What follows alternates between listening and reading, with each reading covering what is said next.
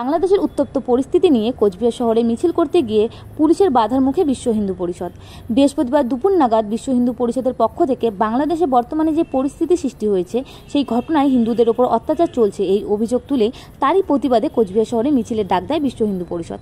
কিন্তু সেই মিছিল শুরুর আগেই আটকে দিল পুলিশ। বিশ্ব হিন্দু পরিষদের এক সদস্য জানান, কোচবিহার জেলার পুলিশ কোনো মতেই মানতে রাজি নন, তাই তাদের বাধা দেওয়া হচ্ছে।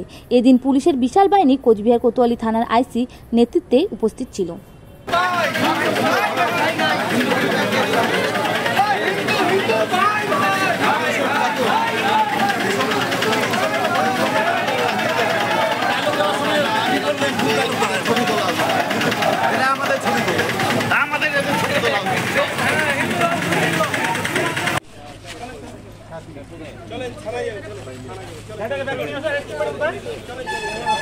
भारत माता की, भारत माता की, भारत माता की, भारत माता की, भारत। দেখুন, আজকে আমরা কুচবিহারের সকল হিন্দু প্রাণ মানুষ, জাতি নির্বিশেষে, রাজনৈতিক দল নির্বিশেষে সকল সংগঠনের মানুষ একত্রিত হয়েছি বাংলাদেশে হিন্দুদের ওপরে বিগত 4-5 দিন ধরে যে নির্মম অত্যাচার চলছে তার বিরুদ্ধে প্রতিবাদ জানানোর জন্য।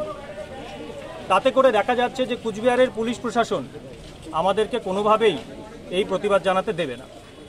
আমাদের এই প্রতিবাদ বা আমাদের যা কিছু বলবার সেটা কেন্দ্রীয় সরকারের উদ্দেশ্যে বলা, যে কেন্দ্রীয় সরকার কোনোভাবেই যেন বাংলাদেশের এই হিন্দুদের কষ্টের দিক থেকে মুখ ঘুরিয়ে না নেন, তারা যেন হিন্দুদের নিরাপত্তার স্বার্থে উপযুক্ত ব্যবস্থা গ্রহণ করে এবং জাতীয় এবং আন্তর্জাতিক স্তরে বাংলাদেশের উপরে চাপ সৃষ্টি করে, যাতে বাংলাদেশের হিন্দুরা নিরাপদ বোধ করে, তাদের বাড়িঘর যেন ভাঙচুর করা না হয়, লুট করা না হয়, মা বোনদের ইজ্জত যেন সুরক্ষিত থাকে, সেই দাবি জানাতেই আমরা আজকে সকালে উপস্থিত হয়েছি।